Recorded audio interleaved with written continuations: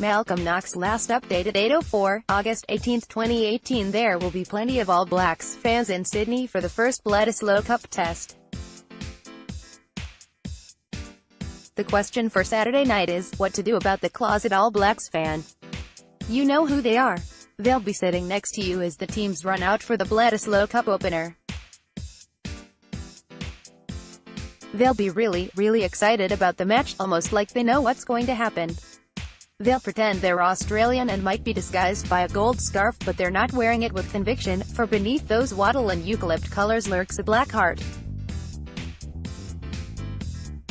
For casual pre-match conversation, they'll come out with a list of all the people who weren't born when Australia last won the Cup from New Zealand in 1998.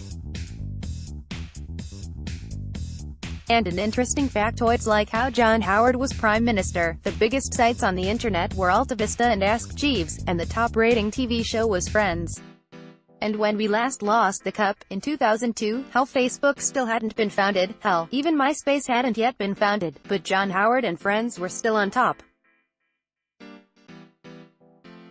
Australia came away winners in Brisbane the last time the two sides met, and Rico Owain wants revenge. 5 minutes till kick-off, and the next giveaway. We have such a crap anthem. Aotearoa, God defend New Zealand really brings a tear to the eye, especially when they do it in Maori.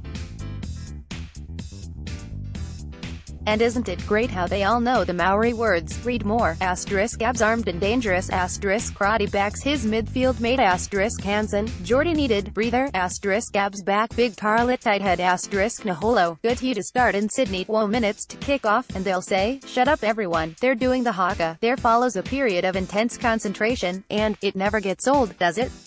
I like all the versions, but you can't go past the traditional kame, and you'll see their muscles twitch sympathetically with the moves. And at the end, their tongue comes out. But they're in the closet, and actually poking the tongue out would be cultural appropriation, so they quickly pull it back in. The Black Ferns continue to break new ground for women's rugby. Tomorrow night they take on Australia in Sydney as part of two historic doubleheaders with the All Blacks and Wallabies, who kick off the Rugby Championship and Bledisloe Cup. The world champion Black Ferns will be defending the Laurie O'Reilly Memorial Trophy, the women's Bledisloe, as semi-professionals, after being given New Zealand rugby contracts for the first time. The closet All Blacks fans think they're better than you, because they're beyond nationalism. They appreciate rugby for its own sake, the beauty of the linking passes, the symphonic teamwork, the incredible skills of the tight forwards. Have you ever seen a hooker catch and pass the ball like Dane Coles? Then they'll show further inside rugby superiority by saying their favourite All Black isn't a glamour boy like Beauden Barrett, Sonny Bill Williams, but the quietly brilliant Ben Smith. And they'll pronounce his name correctly, as in Ben Smith, and you, by contrast, with your lack of knowledge of any players outside Israel Folau or, at a stretch, Kurt Beale, or depicted as a rugby tourist. The fact that you're sincerely hoping Australia will win marks you out as a mere follower, a patriot, a my country right or wrong dimwit seeking the last refuge of scoundrels. By comparison with the global citizen over there, chomping on a slice of kiwi fruit pavlova, did you know both of those are New Zealand creations? You in your gold jersey are little better than Fraser Anning. As the game gets underway, the closet All Blacks fan is happiest when Brodie Retallick scores after 28 phases. It may not be a classic try, but wait till you hear the terrible personal story Retallick is coming back from. By telling that story, the closet All Blacks fan somehow makes it about them. When the Wallabies start doing well, they're dismissive. That full-out try, it only came from a kick. Lottery, it doesn't really count. And did you hear what Folau said about gay people? And did you hear that New Zealand rugby players combined with one voice to denounce him? Oh, Pocock. Well, he's still playing alongside Folau, isn't he? The closet All Blacks fan is morally superior to you in ways you haven't been morally upright to even think about yet. The closet All Blacks fan doesn't get worried when, in the first half, the Wallabies find themselves in the lead. Yeah, but they are only competitive because Foley keeps landing penalty goals, and the closet All Blacks fan calls him Luke Foley. On purpose. Then at halftime there will be footage from the changing rooms. Every time Michael Cheika is shown on screen, the closet All Blacks fan will say, "This has nothing to do with rugby, but this is a serious issue. That guy really needs to see someone."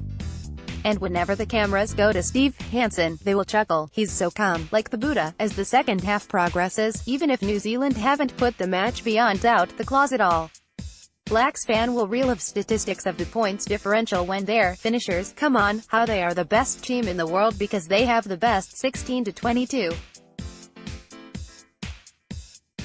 How they can replace the world's best scrum half, Aaron Smith, with the world's second best, TJ Perenara. And the world's third best, Tawera Kerr-Barlow, can't even get into the squad. And meanwhile, Australia are so desperate that Nick Phipps, off the bench, has won something like 70 test caps. But they're still pretending they're Australian, so they'll couch it in terms of sorrow. Like, the fact that Nick Phipps has won 70 test caps, doesn't that say a lot about the pitiful decline of rugby in our schools? In New Zealand, on the other hand, if the unexpected happens and Australia get on top, the closet All Blacks fan will slyly change the subject and talk about culture and politics. How we struggle to find our own flight of the Conchords. Did you see Hunt for the Wilder People? When did Australians stop being about to laugh at ourselves, like the Kiwis can, and then they'll enumerate the progressive policies of a 38-year-old woman prime minister and fantasize about a love match between Jacinda Ardern and Justin Trudeau? In Australia, meanwhile, our political culture is so far back in the Stone Age that our parliament has unearthed a guy who manages to make Peter Dutton look like a sensible centrist.